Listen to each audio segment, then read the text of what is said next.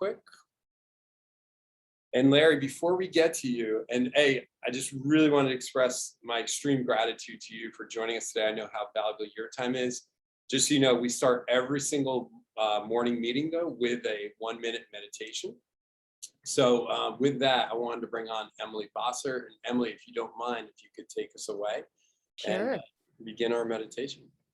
Good morning. Oh, it's so wonderful to see all of your faces this morning from East Coast to West Coast.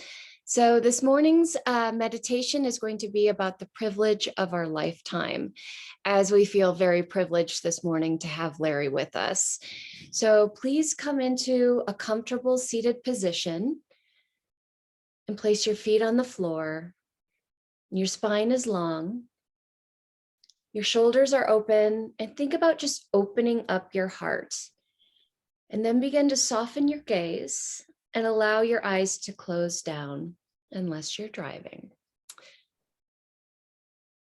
And begin to start taking some nice deep inhalations in and exhalations out. What this is going to do, it's going to bring the mind back into the body. Breathing in, breathing out. And begin to check in with a sense of how you will be showing up for yourself and for the world this morning. And here we are at the end of the month, end of a quarter. I want you to focus for a moment on your intentional word of the month.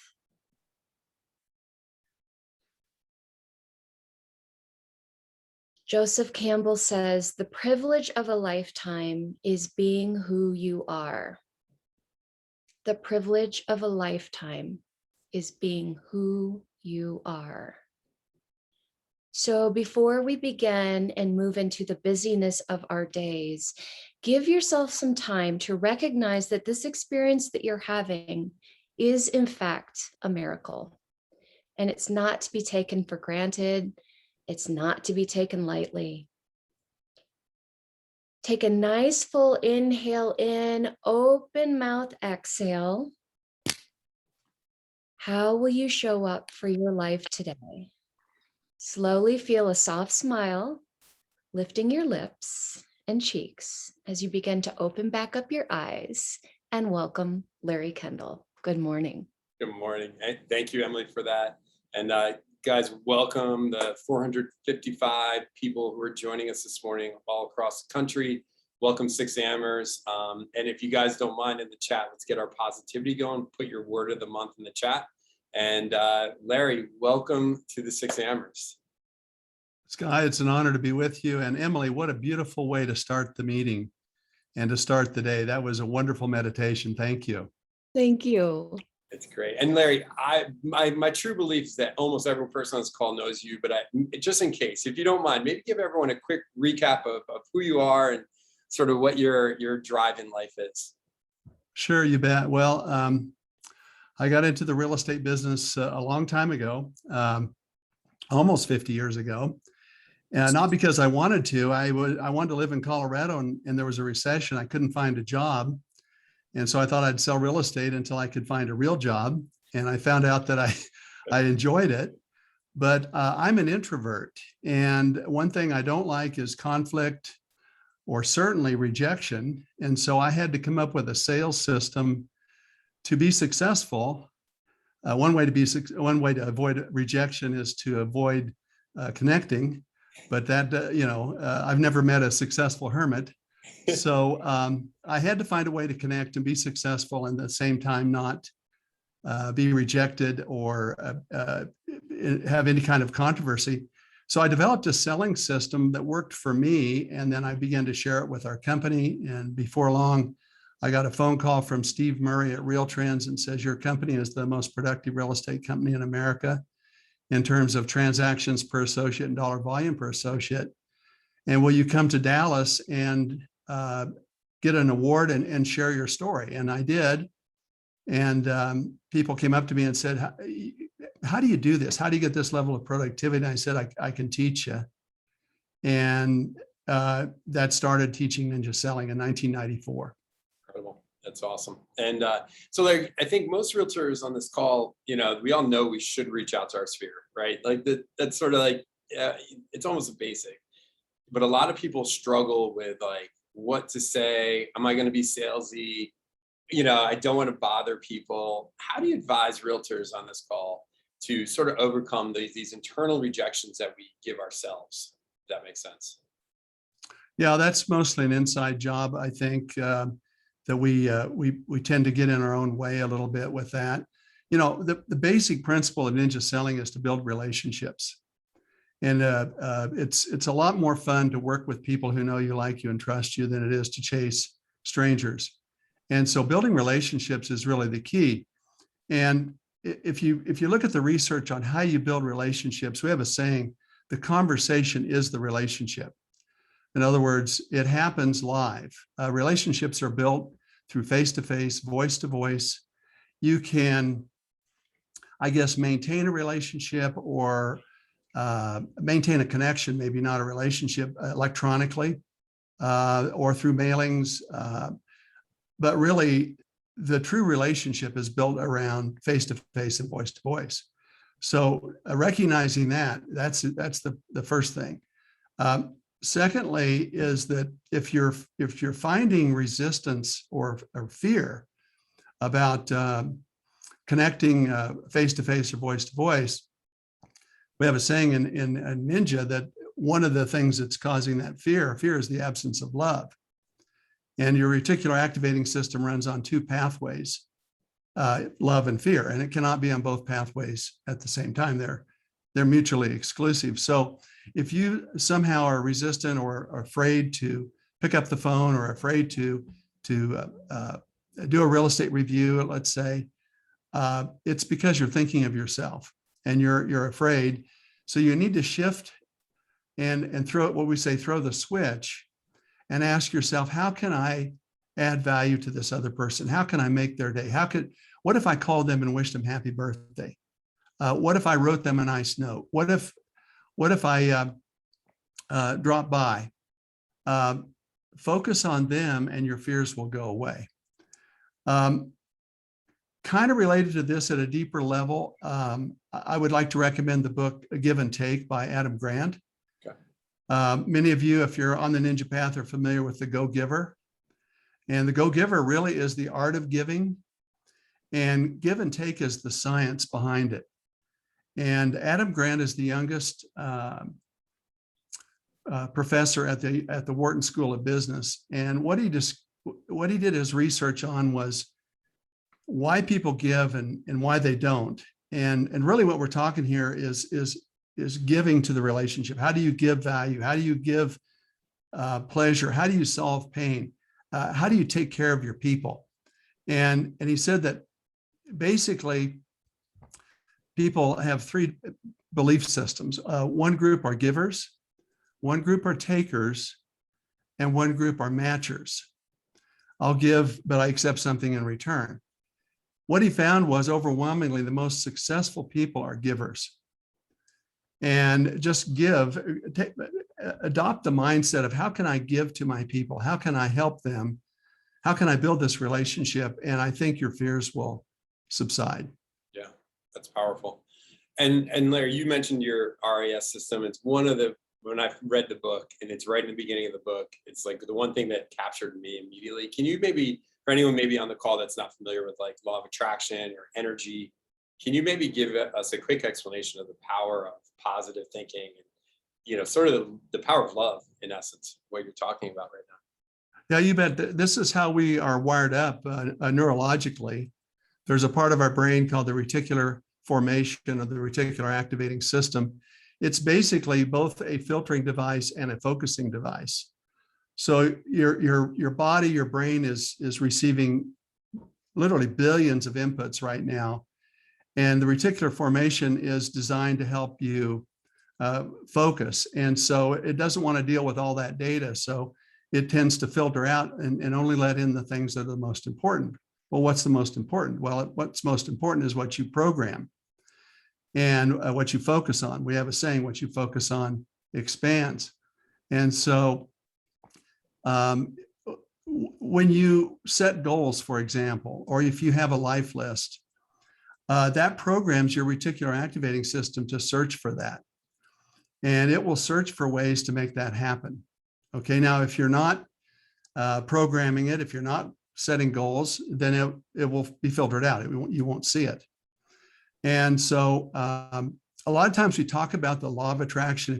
If you watch the movie The Secret or read the book, they talk quite a bit about the law. Some demolition. They're open, but I failed to tell them about. Hold on. Yeah, I got it. Got it. Okay. Yeah, they talk about the law of attraction, and I believe in that. What I believe stronger, though, scientifically, is that opportunity was already there. You just weren't seeing it. But once you program your mind, program your reticular activating system, you see it. Okay. And that's how it works. And unfortunately, it runs on two pathways. It runs on things that you want or love or value, and it runs on a pathway of things that you fear or that you don't want. And if you're constantly focusing on what you fear, you're going to see more of that. Yeah. And if you focus on what you want, you'll see more of that. Now, it's interesting. This isn't in the book, but some follow-up research from Christine Porath at Georgetown. Dr. Porath has done a lot of research on positivity and negativity. And which do you think is more powerful, positivity or negativity? In the chat, guys, answer in the chat. And I would say, my initial response would be, I'm a positive person, but I would say positivity, but I'm going to guess actually negativity is more powerful. Yeah, in her research, negativity is 4 to 7 times more powerful than positivity. Okay, so, and here's another scary thing. If you say something negative out loud, it magnifies it 10 times. So a negative statement out loud is 40 to 70 times more powerful than a positive thought. Now, how do we use that? One of the things that there's a sports psychologist by the name of Trevor Moawad, and he works with a lot of professional teams. One of the teams he works with is the University of Alabama, who's a pretty successful team.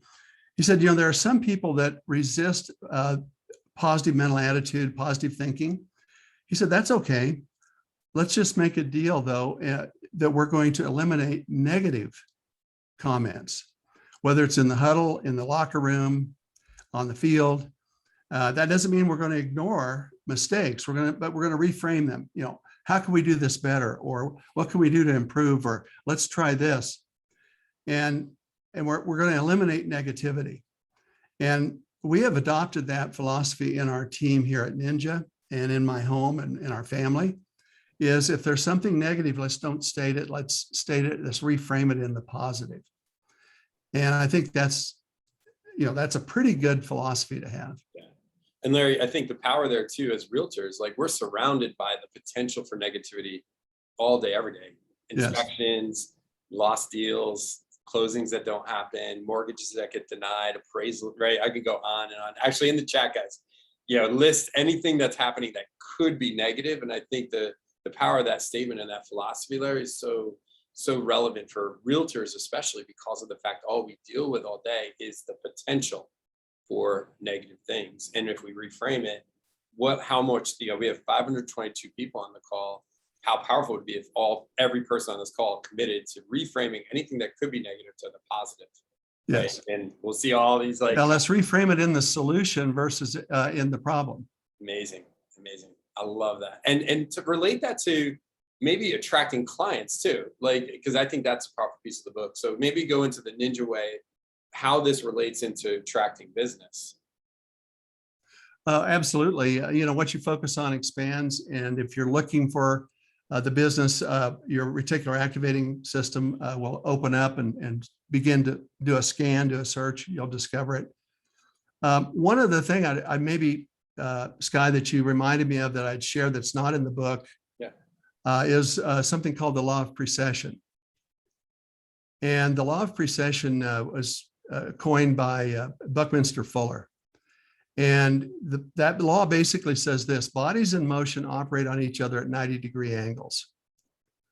So if you think about a pebble that's dropped into a pool of water, the energy goes from vertical to, when it hits the water, the concentric rings go out, it goes to horizontal. So the energy is at a 90-degree angle. Well, when you're in motion and you're moving from point A to point B, pay attention, because there's probably opportunity for you at a 90-degree angle. Now, I'll share a story, if that's okay, of a personal story of how this works. So I'm going to a development meeting for a project that I don't think will get approved by the city. And I'm kind of whining a little bit to my assistant. This project's never going, it's dead on arrival. It's never going to get approved. She says, well, then why are you going? And I said, well, I'm not going for the meeting. I'm going for the people who are at the meeting. I'm going for the precessional effects. So I sit down next to an architect by the name of Bill Brenner. And I ask a ninja question. Hey, Bill, how's business? And he says, man, we are really busy. Now, a lot of people would say, well, if you think you're busy, let me tell you how busy I am, or I'm busy too. Yeah. But instead I said, tell me more about that. And he says, well, we've got this project and that project. Two of them were residential projects. And I said, well, who's marketing those? He says, the last meeting I was at, there was nobody there for marketing. Long story short, we listed those two new home projects. Okay. He later told me that he had just hired 2 new architects. I said, have they found housing? One of them had, but the other one hadn't. I helped him find a home. He said, Larry, do you do commercial? And I said, yes. He said, well, we've outgrown our space. We need more square footage. And I said, what are you looking for? And he told me, and I said, well, Bill, if you could wave your magic wand and have an office anywhere, where would that be? And he got this dreamy look in his eye, and he said, I would own an entire floor of the Savings Building. Now, the Savings Building is the tallest building in our city, and he's the architect. It's one of his signature works. And I said, well, Bill, I heard the 8th floor is coming on the market. He says, can you get me the information? I said, sure. So long story short, we sold Bill the 8th floor of the Savings Building. I went over to get the information on that building from a guy named Ron Frank, who had it listed. And I said, Ron, how's business? He says, my partner and I are feuding, and we're going to go separate ways. And I said, well, what are you going to do with this building? He says, we're going to sell it. I said, how much do you want for it? He told me. I said, I'll take it. So I bought the 315 Canyon office building. And to kind of finish the story, Ron ended up joining our company as a commercial broker. So this one meeting turned into 2 subdivisions listed. An architect sold him a home, sold the 8th floor of the Savings Building, and bought a 315 Canyon office building and recruited a commercial broker. Now, all of that happened with 2 things. Number one, bodies in motion. If I hadn't gone to the meeting, or if I'd attended the meeting via Zoom, probably none of that would have happened. If today I would probably email Ron Frank and say, hey, can you email me over the information on the 8th floor? Are you with me? Yep. But your body has to be in motion. Bodies in motion happen face to face, voice to voice. Okay. Gets back to your earlier comment. How do we connect? How do we, get in flow, all of that. So, and so number one, you got to get your body in motion. Number 2, you got to ask good questions and listen. That's so powerful. And Larry, you asked, I think one of the most powerful questions for every person on this call to remember is 5 words. Tell me more about that. Yeah. Oh, what a powerful question. And it's as simple as it, because you're not saying anything other than give the floor. No, just tell me more about that. Tell me more about that. Oh my God. So every person should remember that, those 5 words, that'll change your career by asking that. The other thing that came to my mind too, Larry, that I love this concept of the pebble and the 90 degrees, because I think sometimes agents get sort of pigeonholed, or they block, like, oh, I just sold that person a home. Like, I'm not going to reach out to them. They just bought. But we forget that the ripples beyond that person, right? We drop the pebble and then the ripples, that person may not be buying or selling, but if we're in flow with them, what's going to connect outside from that? And I think that's what came to my mind as you were describing. Yeah. This. Yeah, So you're powerful. exactly right, Skye. And many times it's the referrals that happen. And, that's the precessional effect. It isn't that they're going to buy or sell, but you engage in conversation. And as we say, you hop on their carousel.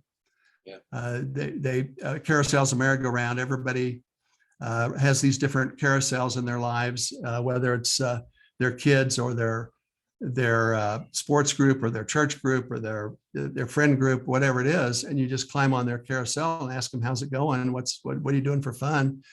And out of that pops real estate. Yeah, so great. Larry, give us maybe what are some other powerful questions that, tell me more about that. Like that's the most powerful one, right?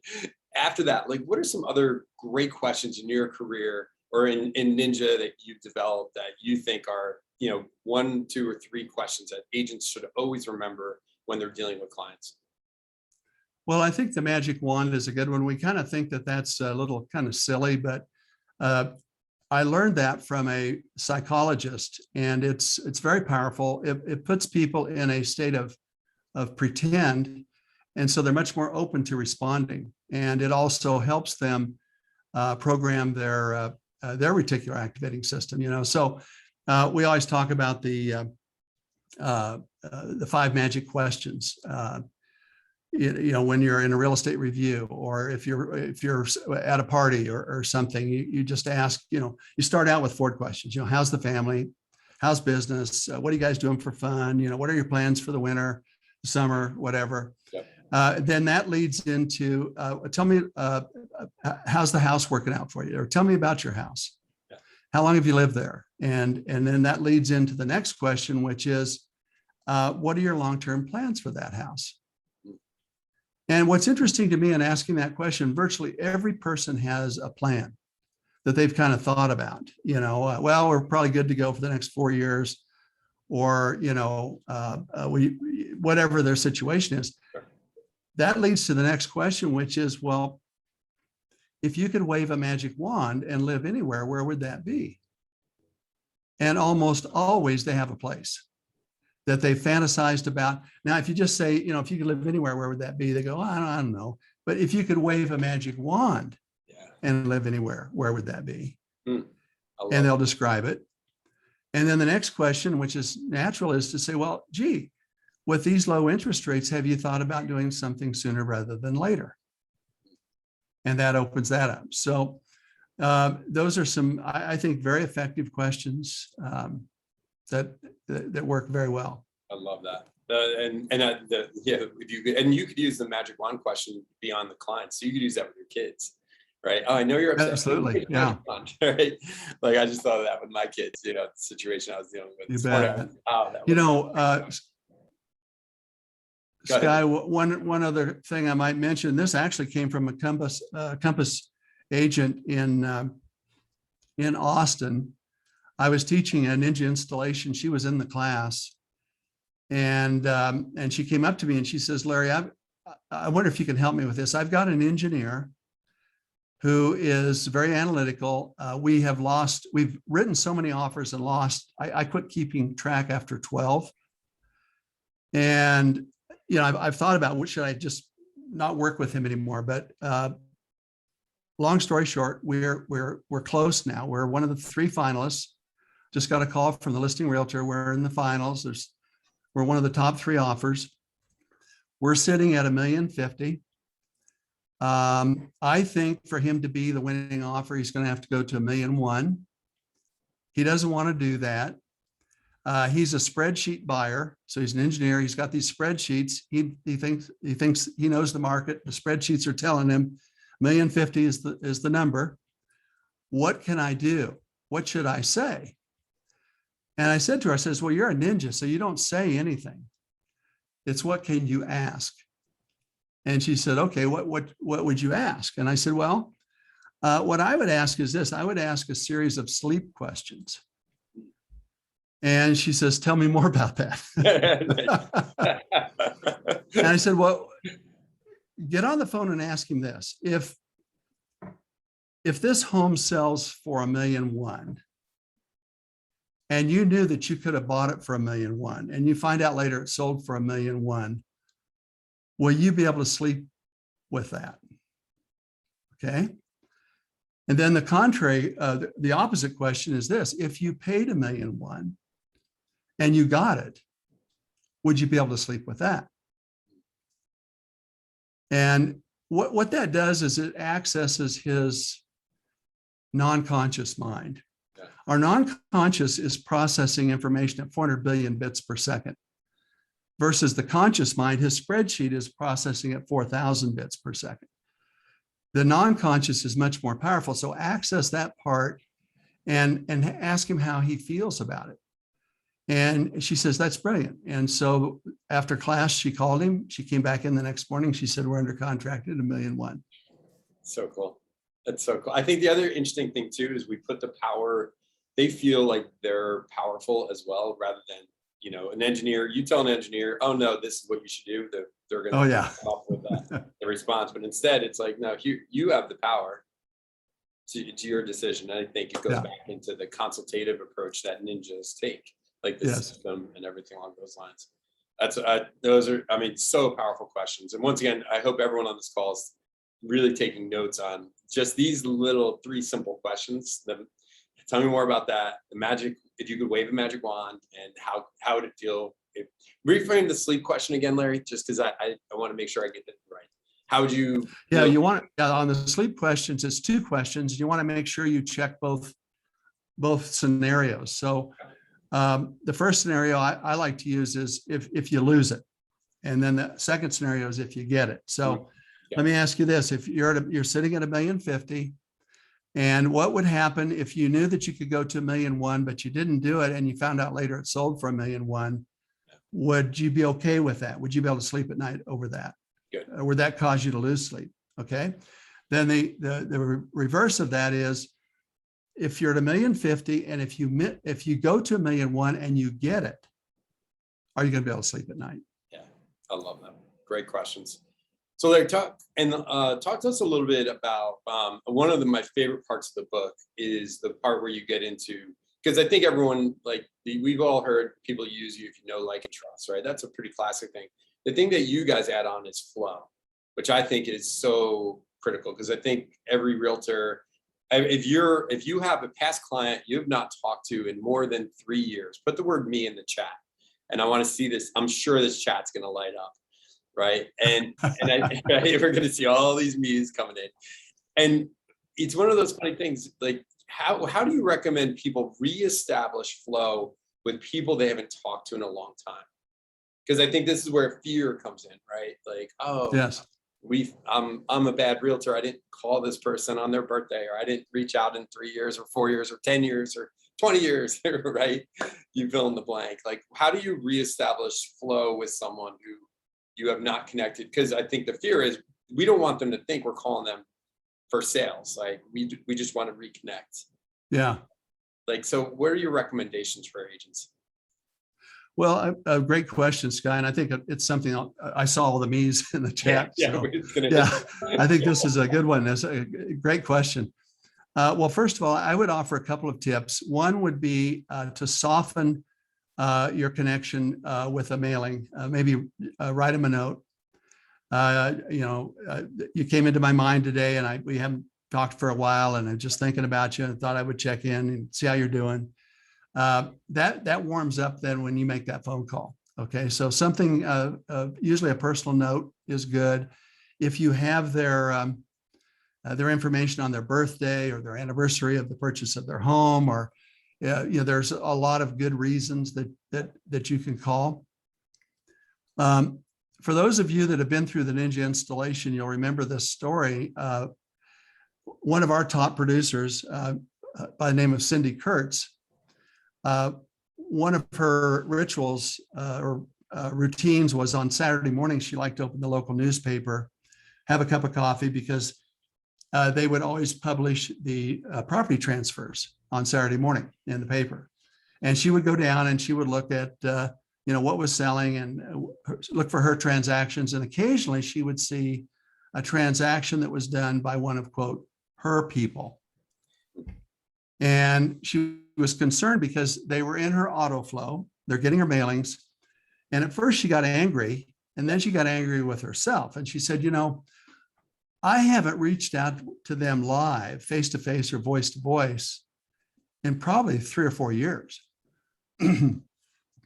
And so she made a New Year's resolution that, and oh, the other thing that had happened during that year was, for some reason, those people had popped into her brain.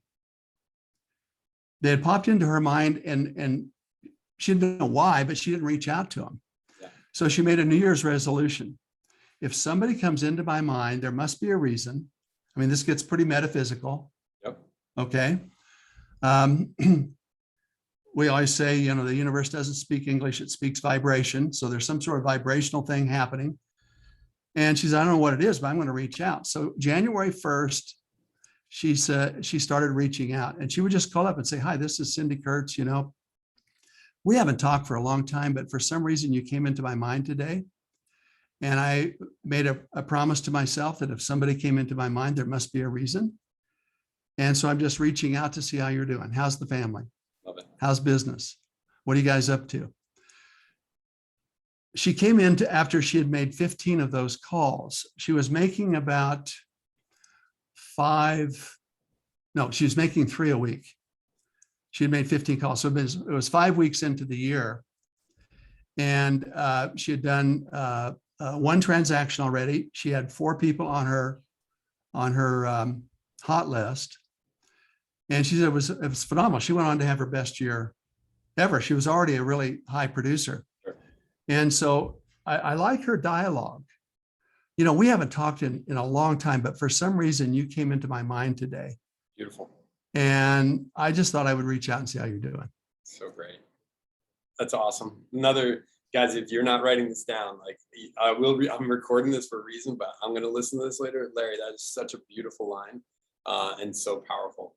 And Larry, I would be remiss if I didn't talk about CRM. I am a sphere of influence. I've been in real estate for about 20 years, and I took Ninja as a CRS class with Mike Salvaggio. And Oh yeah.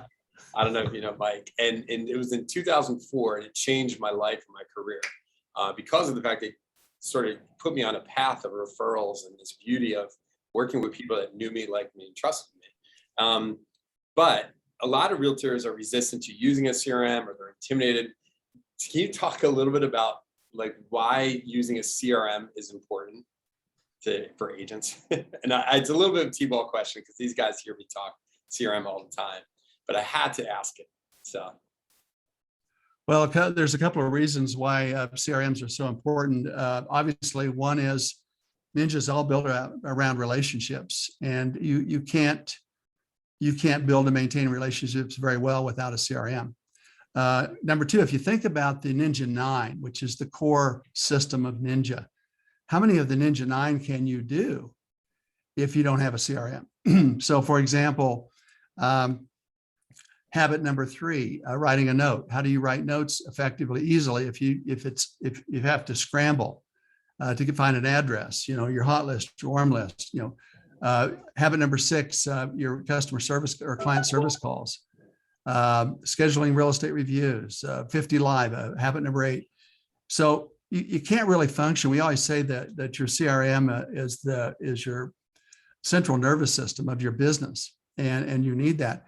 There's a company, actually, they're headquartered in Denver, called Efficiency by Design, and they did a study of a couple thousand realtors and found that those that did not have a CRM versus those that did, and the ones who had a CRM made 251% more money. So powerful. So yeah, and you know, it was great. I was eavesdropping. I got on the call a little bit early. There were a number of Compass agents, obviously talking. One of the things they were talking about was CRM, and they were talking about how effective your business tracker is, and how that if you load up your business, and I think you guys at Compass have taken it to a whole new level with your technology. I mean, you just have amazing technology, and now you're basically be able to run your business pretty much out of your business tracker.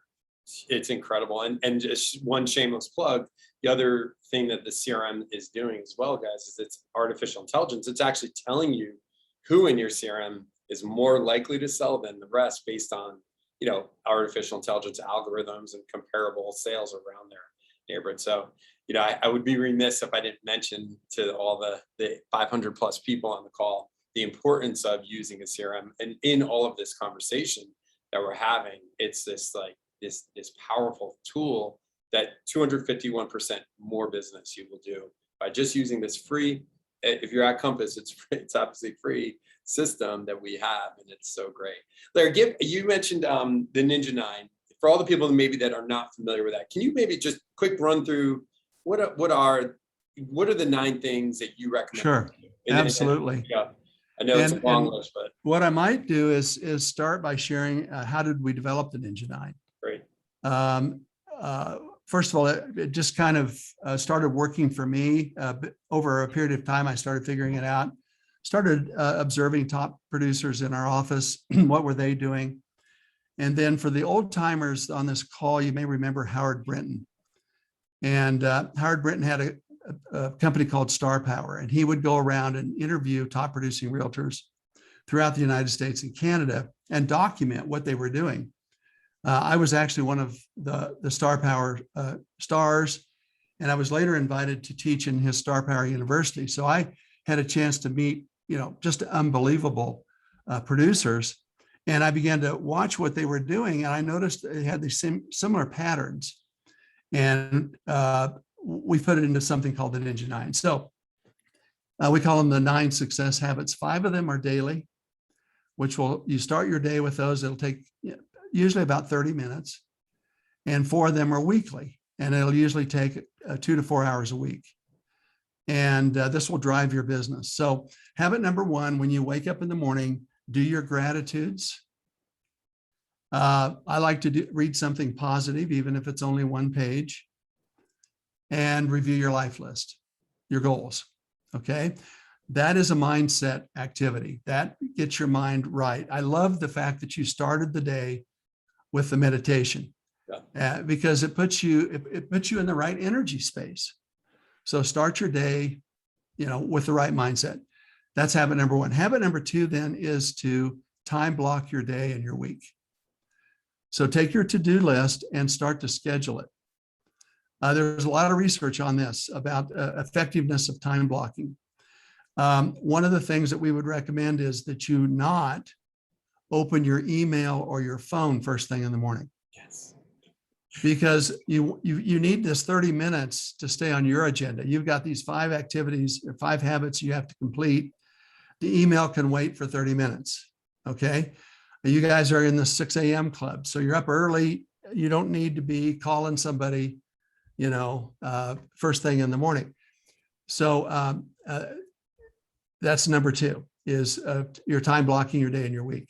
Number 3 then is to write 2 personal notes. A personal note is the most powerful thing you can send to another human, and it's becoming more powerful because fewer people are doing it. Yep. Okay. And the other thing about writing a personal note, not only does it make them feel great, how does it make you feel when you write it? Okay. It continues your positive energy state. Habit number 4 then is to focus on your hot list. A hot list is a group of people that want to buy or sell. They want to buy or sell soon. They want to buy or sell with you, and they want to buy or sell in the next 90 days. This should be your top priority every single day. And what I notice in this hot market is ninjas are not looking at their hot list once a day. They're looking at it throughout the day. Okay. And you ask 2 questions. Question number 1, who's ready to write a contract today? Where should I be spending my time? Who's ready to go today? Okay. If nobody's ready to go today, the second question is, what's the next step for them in the process? Okay, they're a buyer, but they haven't made an appointment with a lender. Okay, so my job today is to get them into a lender. Habit number 5 then is your warm list. These are people that want to buy or sell, but they may not know they want to buy or sell, but you know they want to buy or sell. And the reason you know it is because you're observing the changes that are going on in their lives. You found out on Facebook that they just got engaged, or they just had a baby, or they just had the last child leave the nest, or they had an elderly parent move in. There's a change that's happened, and it could affect their real estate in the next year. So hot list is 90 days, warm list is a year. Okay. That's a daily activity. That takes about 30 minutes every morning. One of the things I love about what you guys are doing here is your most important hour of the day is which hour? First one. The first hour, you know. Yes. And so start your day with your Ninja 5. Then time block on your calendar a time to do habits 6 through 9. Habit 6 is your client service calls. So you want to call all of your sellers, all of your under contract buyers, all of your active buyers, anybody that's referred you business. This is your greatest source of referrals. Keep in mind that every one of them knows 4 people who will move this year. That's a study based on Harris Interactive, okay? So if, let's say you're making 10 client service calls, they know potentially 40 people who will be moving this year, okay? So your clients, habit number 6, your client service calls serves 2 purposes. Number 1, to offer fabled service to your client. And number 2, out of that will come potentially referrals. Okay, habit number 7 is your 2 live real estate reviews a week, either face-to-face or voice-to-voice. Habit number 8 is the one that causes the most concern in a class. It's your 50 live interviews. These are not 50 sales calls. These are 50 live interviews where you're asking 4 questions: family, occupation, recreation, dreams, listen for change, okay? All of your client service calls count in the 50.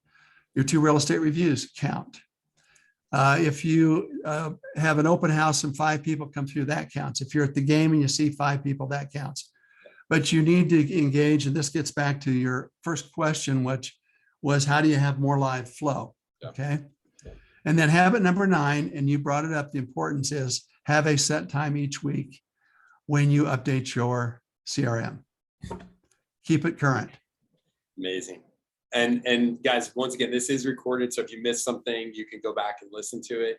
And I mean, just so powerful. If you get into this consistency of doing this, you 251% increase in your income is not inconceivable. It is almost a guarantee if you get into doing this. And Larry, Emily, I wanted to welcome you on and just see, Emily, as a fellow Colorado person, are there any questions maybe that came to your mind, Emily? Yes. Hi, Larry. It's so great to meet you. I'm here in Boulder, Colorado, just right down the road from you. I appreciate how many people in real estate are actually introverts. And a lot of us act as extroverts because we have to. And I want to know, what do you do to resource yourself and stay energized as an introvert, working out there in the world, making connections and building relationships? What a great question, Emily. And hey, we should get together because we're only about an hour apart. So I love that. And thanks again for your wonderful opening of the meditation. It's beautiful. Of course. Thank you. Yeah, you know, it's interesting. At least half of the population are introverts. And yet, if you read most sales books are written, first of all, by men. And secondly, by extroverts, power personality people. And so I was wanting to write a book that would be for the 80% who are not power personalities, the 50% who are introverts, and how can we make that work?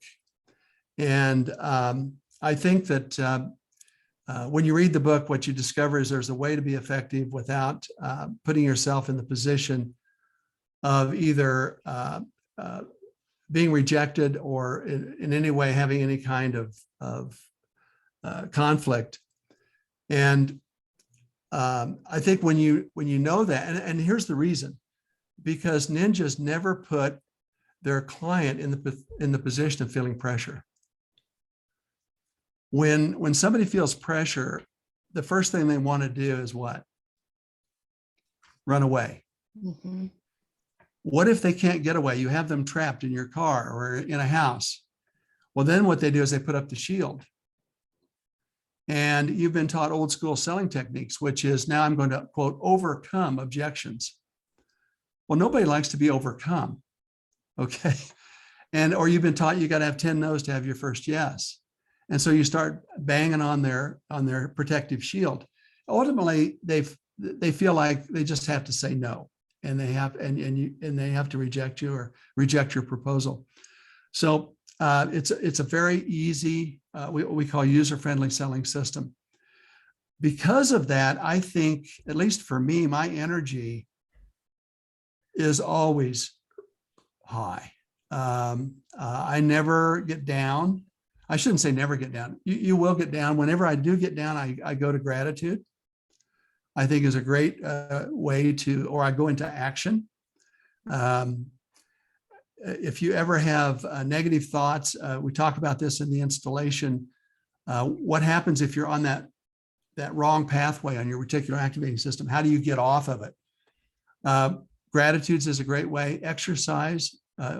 Physiologically, it's impossible to be depressed when you're exercising. Hang out with positive people. Read something positive. But the most important thing is your mindset. And we can teach you the skills, and you put those skills into action. But if you have the wrong energy, the wrong vibe, you're not going to get the results. And so if you find yourself, as you ask, what happens if you get a little bit down, or what happens if you get a little bit negative? How do you come out of that? You've got to have strategies that move you out of those negative energy spaces into the positive. So cool. Well, Emily, should we do our 6 at 6? We sure should. This is going to be you. I just also I just wanted to make sure I did express extreme gratitude to Stacy Zampa and Tony Oakley, who actually, law of attraction, energy, Larry, were able to make this connection and make this day happen. So I just wanted to make sure I put that gratitude out there before people hopped off. And anyways, so thank you, both of you, two incredible people. And Emily, why don't we end it with our 6 at 6? Can I just say, Larry, it's great to meet you, Skye. Thank you. I didn't do it for that, but I did it because I'm a big follower. Also, I just want to plug, Larry, if you have that next installation, people are asking, and I'll be quiet now. It's nice to meet you. Well, I think Emily maybe can share with us. I think, Emily, why don't you share? You've got one teed up coming in Colorado. If we'd love to have Compass agents from all over the U.S. come to your installation. Absolutely. So we have an installation last week of January 2022. I believe it's the 25th through the 29th. We are setting the location this week. I've had a few of you already reach out to me saying, hey, I'd love to come to Colorado and be part of this installation. So if you're one of those people, just reach out to me via email, because as we're looking for space, we need to make sure we have an appropriate size. But the other thing you can do is talk to your sales managers. We listen. It was brought to us as sales managers here in Colorado. We want a Ninja installation, and that's why we're doing it. So let your sales managers know, and we can get these set up for you. It's awesome. Awesome. Well, Okay. and Larry, let's end the call, because I know we've been a little selfish with your time, Larry, and I apologize for that. We've gone a little long, but. Oh, I love it. No apologies. Okay. I might just mention, we have a huge group on this call, and Skye, I really appreciate that, and appreciate the opportunity to be with everybody this morning. If you're new to Ninja, then the first step would be to read the book. And it's my understanding you're doing a book club on the Ninja Selling Book, which is great. Your next step, if you like what you read in the book, your next step would be to go to a Ninja installation. And Emily talked about, you've got one teed up coming up. It's wonderful when you go to a market that's outside of your own area, because you meet other Compass agents, you network. It's great. Some of you may not be familiar with what a Ninja installation is. So basically it's 4 days. Day one is mindset day.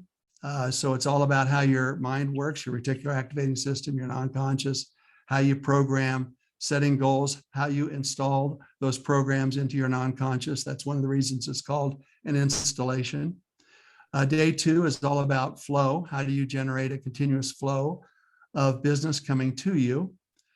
Day 3 is on listings, how you work with sellers. Day 4 is how you work with buyers and how you negotiate. Awesome.